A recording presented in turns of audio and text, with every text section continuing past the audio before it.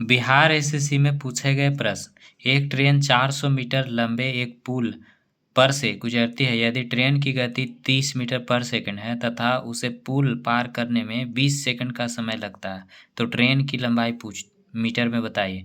यानी ट्रेन की लंबाई बताना है। तो देखिए, सबसे पहले तो ट्रेन की लंबाई बताना है। तो ट्रेन की लंबाई बराबर मान के चलिए कि एक्स, ठीक है। एक्स मान लीजिए कि ट्रेन की लंबाई क्या है, एक्स है। अब देखिए, इसमें 400 मीटर लंबा पुल दे है, यानी कि दूरी दिया हुआ है। क्या दिया हुआ है? दूरी। दूरी कितना दिया हुआ है? 400। 400 मीटर दूरी दिया हुआ है।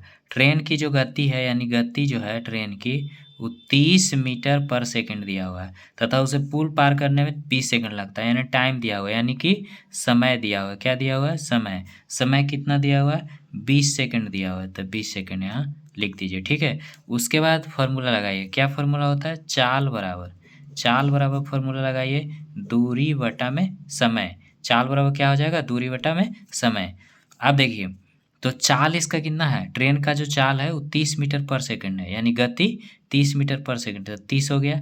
अच्छा, दूरी है, तो दूरी कितना दिया हुआ है? 400 मीटर, ठीक है। यानी पुल के जो लंबाई है वो 400 मीटर है और ट्रेन की लंबाई कौन सी है? एक्स। यानी पुले पर न ट्रेन पार होगा, ठीक है। तो पुल पर ट्रेन पार होगा तब पुल के जो लंबाई है वो जुटेगा और ट्रेन के जो लंबाई है वो जुटेगा। तो 400 प्लस कितना हो जाएगा? एक्स बटा समय कितना दे है? 20 सेकंड, तो 20 लिख देंगे, ठीक है। अब देखिए, क्रॉस मल्टीप्लाई हो जाएगा, तो 30 दूनी कितना होगा? 6, यानी 600। 600 बराबर कितना हो जाएगा? 400 प्लस एक्स।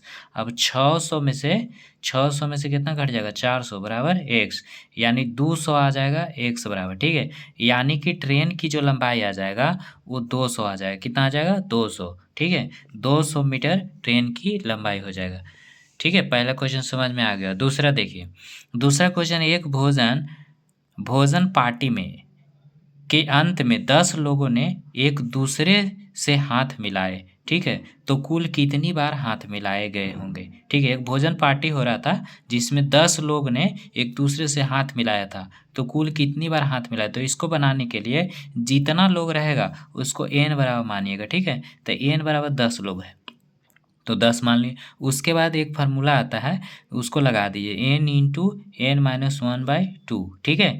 तो ये 10 है तो 10 लिख देना है। उसके बाद गुना है तो गुना, और ई हो जाएगा एन के जगह कितना? 10, तो 10 माइनस 1 हो जाएगा, बटा में कितना हो जाएगा? 2। तो 10 गुने ये 10 में से एक जाएगा, कितना बचेगा? 9। 9 बटा 2, ये 5 से कट जाएगा, तो 5 9 में कितना हो जाएगा? 45। यानी कि इसका जो आंसर आ जाएगा वो 45 आ जाएगा, डी नंबर, ठीक है। तो आई होप कि आपको समझ में आ गया होगा।